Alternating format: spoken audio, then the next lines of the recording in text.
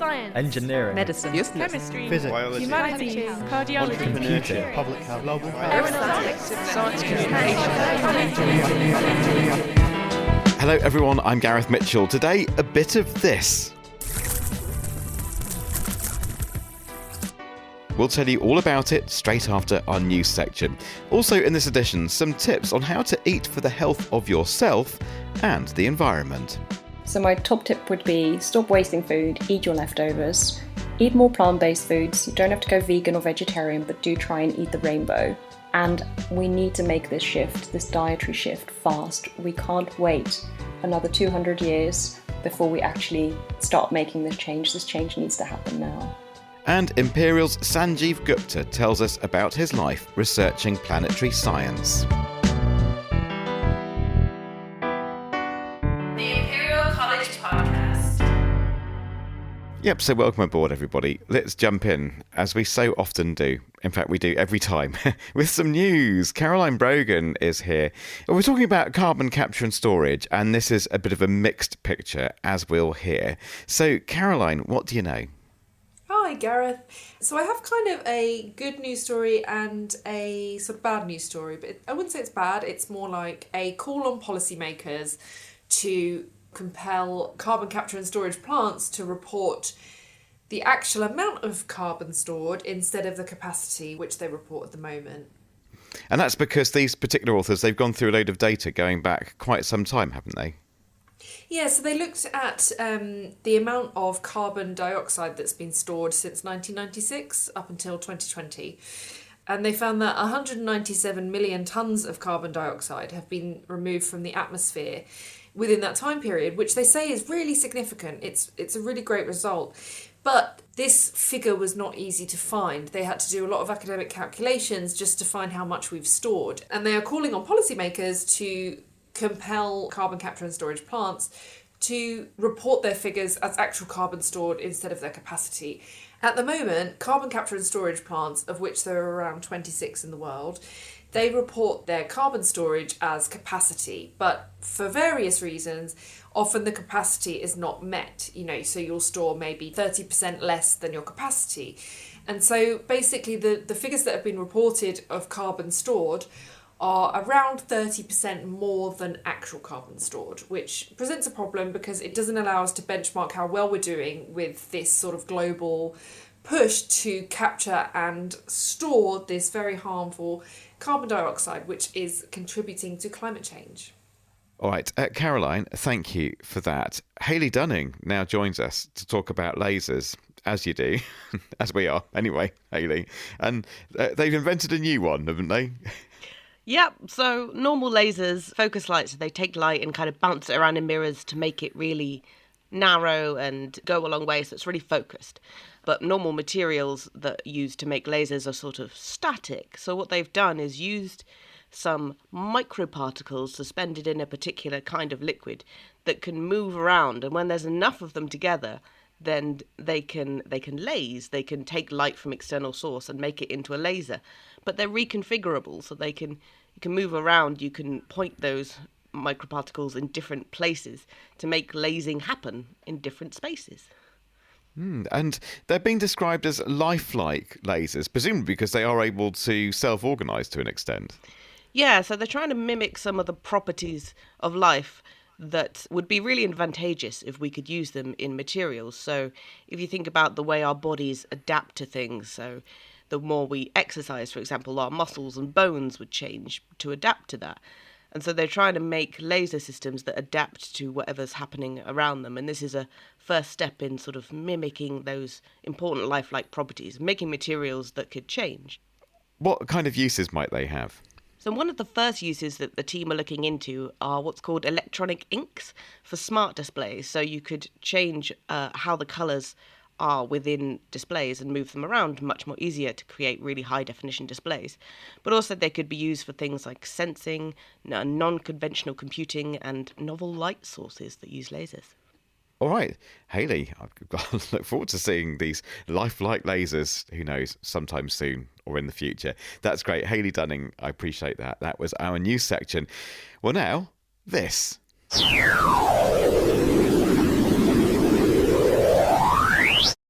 It's the sound of space. Specifically, that's our magnetosphere. It's the region where the Earth's magnetic field dominates.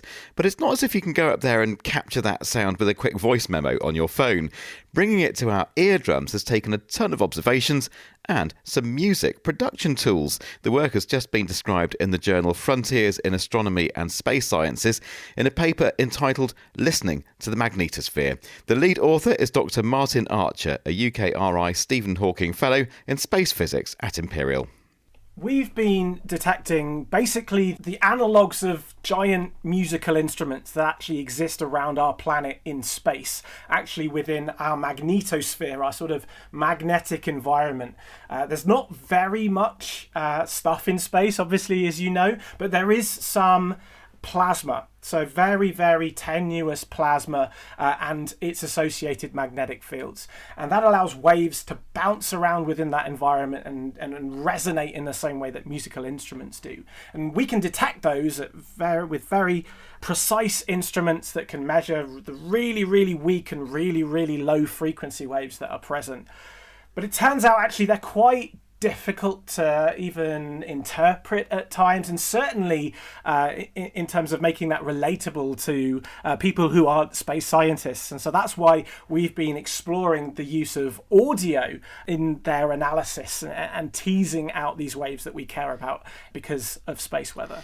All right, well, let's listen to one of these. This is raw data, as it were, that gives us a sense of what the ultra low frequency waves sound like. Here it is. The key thing to note there is that is absolutely the raw data just sped up incredibly so that you can actually hear it. So that's the simplest way that you could try and hear what these waves sound like, as it were. We realised that there were issues with that. Let's talk through some of the issues, because it is true that sound did come and go somewhat. So how have you been trying to stretch them out or slow them down or whatever you need to do? Well, that's exactly what we needed to do. You know, that clip passed by incredibly fast. It was actually almost 3 days worth of data, including 3 orbits of NASA's Themis satellites around the Earth. And there's a lot going on there, and it just happened too quickly. And there are other aspects to these waves that make them a little bit difficult for our ears to perceive. So what we realised that we needed to do was just slow this all down without affecting the pitch, because we got the pitch exactly how we wanted it so that we can actually hear it. Now, it turns out this is a problem that people who work in audio and radio and music have been kind of applying for ages. There are tons of different methods of basically stretching audio whilst keeping the pitch of the notes exactly the same. So we had the idea, well, why don't we just take those things that already exist, let's not reinvent the wheel, and just apply them to these sounds from space and see if that actually makes it better for us, see if that allows us to tease out these waves and perceive them better, potentially for doing even science with. Well, let's see how well that worked, because here's one of your treated audio samples, as it were.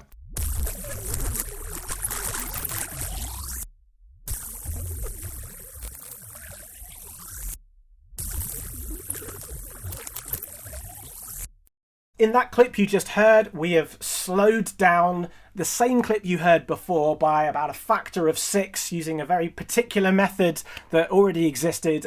Some of the methods that we tried really did not sound nice whatsoever. So it's finding that balance between let's not tinker with it too much, but let's find one that you could actually listen to. That's where you brought in people to help, wasn't it? Oh, exactly. We decided let's not just pick what we think's the best, let's actually ask people what is the best. And that is how we arrived at the clip you just heard. Not by just saying we think this is the best, is actually by finding out the consensus of, over 100 people contributed to this study. And it was lovely going through some of the comments from people who took part in the study, because they're all listed in your paper in the supplemental information. So there's one here that says, sounded very spacey. Another one describes one of the sounds as kind of scary, creepy, or noisy and dissonant. How does that help then? How does that move forward the understanding of space physics, and especially the branch that you and your colleagues study? So what we're going to be doing now is applying these sound methods to a whole ton of orbits from the same spacecraft, and having citizen scientists online actually identifying when you could hear those tones versus when there was something else going on. And that's really going to tell us more about when these sorts of sounds occur, how important they are, and build up that knowledge. So actually the fact that we're using hearing is better than the way that we were doing the science before, just by using computers or visually identifying these things. So we're actually adding the ear to our science and harnessing crowdsourcing to do that. Martin Archer and those remarkable sounds from the magnetosphere. Well, now, how we can all eat greener and even cheaper. There were plenty of tips, very appetising ones, on offer at our recent Great Exhibition Road Festival. If you couldn't get there, no worries. Lindsay Winton of the Grantham Institute is right here to bring you up to speed.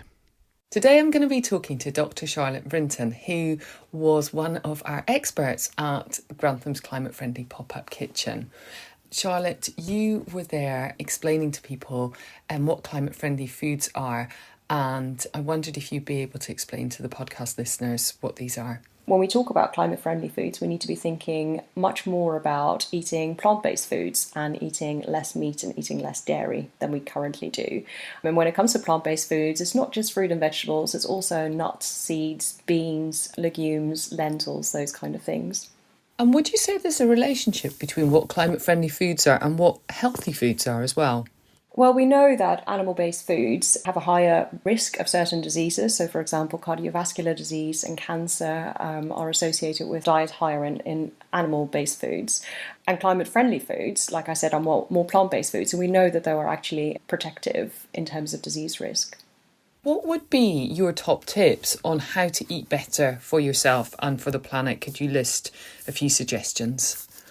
First of all, I think a very easy one is to stop wasting our food. A lot of impacts from our food production currently is through food being wasted. So we know that about a quarter of all greenhouse gas emissions is due to our food system. And to add insult to injury, about a third of all food that we produce is simply being thrown away. And if food waste were a country, it would be the third biggest emitter in the world. So I think one very important message is that we need to stop wasting food. And that will be both good for your purse, but also good for the environment.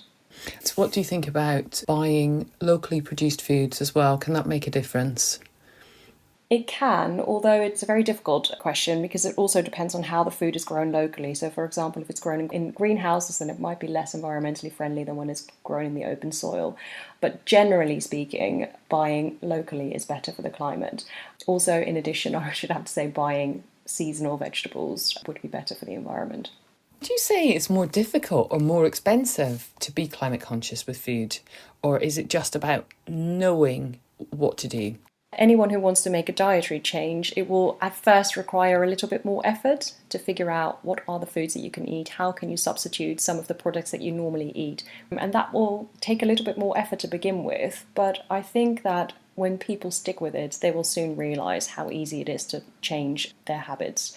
So, for example, if you could cut down on your meat and maybe replace some of that meat with something else, for example, replace some of the mince in your spag bowl with some lentils, or replace some of the mince from your burger with some courgette or something, then that should be easy ways of reducing your meat consumption, which could be really helpful. I don't think it's more expensive to eat climate-friendly foods. There's numerous studies that have shown that climate-friendly diets, which are also healthy, are actually more affordable in Western countries. What did you notice at the pop-up kitchen? Because you were speaking to visitors about dietary changes they could make that would be good for their health and good for the planet. Were people very interested to know, and what sort of tips were you able to pass on? So for the climate-friendly pop-up kitchen, we had two plates. We had one that was the average UK diet that people currently eat in one day based on scientific data from the National Diet and Nutrition Survey. And this had a couple of slices of white bread, some pasta, cereal, chocolate biscuits, some bacon, eggs, chicken breast, potato waffles, a can of Coke, some white coffee, but it was altogether pretty beige. And we had a second plate that showed the foods that make up the planetary health diet. There were some similarities between the plates, but there were also some differences between the plates.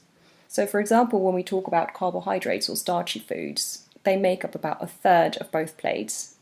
But in our current diet, we eat a lot of products made from white flour, such as white bread, pasta, and biscuits, whereas in the planetary health diet, these starchy foods should be whole grain. Also, when it comes to fruit and veg, we currently eat about 1 portion of fruit and 2 portions of veg per day on average. But when you compare this to the planetary health diet, fruit and veg should make up a much larger proportion of what we eat. We should eat about 200 grams of fruit per day, which is about 2.5 portions, and 300 grams of veg, which is roughly 4 portions of veg. Also, when it comes to veg, about 1/3 of it should be dark green, 1/3 of it should be red and orange, and 1/3 should be other types of veg. I think overall there was a large awareness that we need to make changes to our diet to help with climate change. There was a large eagerness of people to do and make these changes, but I think what is currently lacking is a bit of guidance on how easily we can make these changes and what we should substitute. And we need to make this shift, this dietary shift, fast. We can't wait another 200 years before we actually start making this change. This change needs to happen now. So at least now we have some tips and practical advice on being part of this crucial change. That's Dr. Charlotte Vrinten talking to Lindsay Winton. Well, finally, we're continuing our mini-series on researchers and the REF here at Imperial. That's after the university came out top in the most recent Research Excellence Framework publication. This month, Ryan O'Hare speaks to Sanjeev Gupta, Professor of Earth Sciences. So first, how would Sanjeev explain what he does to someone on the street? I reconstruct landscapes on Earth and on other planets through time. So it's like going different places, but also going back through time to the farthest reaches of time and trying to piece together what the Earth's surface was like millions, billions of years ago, and also what the surface of other planets were like present day and also a long time ago. How did you end up working in this area specifically? I went specifically to university to study geology, and I liked the problem-solving aspects. In my second year, with a few friends, we actually went on a big expedition to the rainforest in Borneo to do some geology, and that was very exciting. Speeding up rivers and boats, and using helicopters to get to places. And I just really fell in love with this idea of doing research, and I was just intrigued by problem-solving basically. And geology has a lot of problems to solve. You're sort of trying to solve a jigsaw puzzle, really. You've got clues in the rocks and you're trying to reconstruct what happened, basically. So in some ways, it's the opposite of what might happen in physics, for example, where you have a hypothesis and you test it with an experiment to test what happens. Whereas in geology, your experiment has already happened, and what you do is you go into the field and you try and reconstruct what happened. What's been the biggest or proudest moment? Firstly, the work I did in the English Channel with Professor Jenny Collier here also at Imperial, and we discovered that there was this big problem about how actually the English Channel formed initially and how the Straits of Dover, that gap between Britain and France, actually got created. And there'd been a hypothesis proposed in the early 80s that maybe a big catastrophic flood had breached that. But that was just a pure hypothesis and speculation. There wasn't really any data to cover that. And we thought, well, actually, maybe we can now solve that problem with our data. And then we were very lucky in that we acquired a very large data set through a collaboration with the UK Hydrographic Office that really told that story. We just did it because it was interesting and fun and intriguing. So the second one was the work I've done with colleagues in India and in the UK on the environmental controls on the Indus civilization. So the Indus civilization is one of the earliest civilizations. It was a civilization that existed at the same time as the civilizations in Mesopotamia and Egypt, but it's the most unknown of the civilizations, and those people lived in present-day northwest India and Pakistan.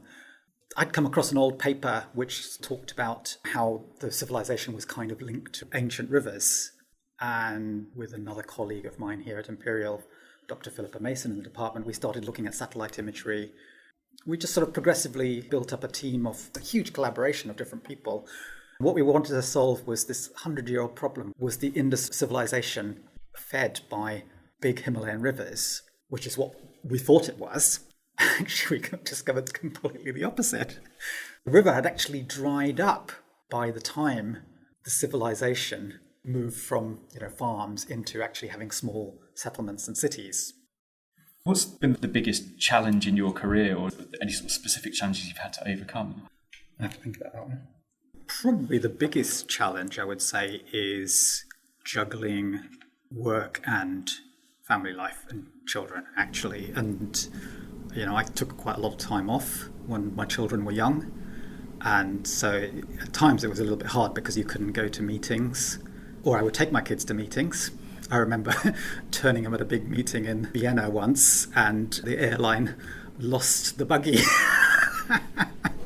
And I had to run to the conference to give a talk with 2 children in tow without a buggy. Wow. So that was challenging, but good actually, because in some ways taking that time off actually provided time to think. Sometimes we're in such a hurry to do our research, you don't get thinking time.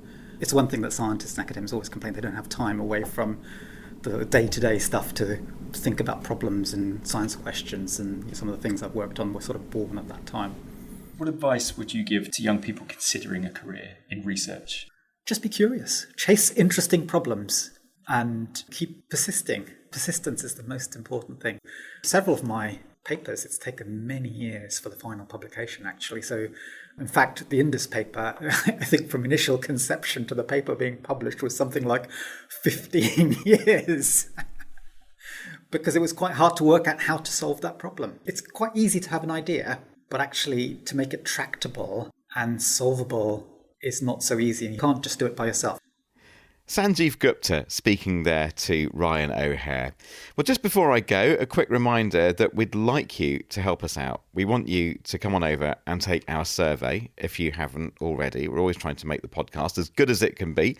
To find our survey, you can go to our podcast page. Just go to Be Inspired on the Imperial website, and we're under Social and Multimedia. And over there you can click through to our survey and definitely let us know what you think. Thank you very much for that. Now, perhaps you're listening to this directly from our podcast website, but if you prefer, there are plenty of other places you can find us, including iTunes, Spotify, YouTube and SoundCloud. There you go, that'll do it for this month. I'm Gareth Mitchell saying a very fond farewell from all of us here on the podcast team. Have a great month. See you soon. Bye-bye.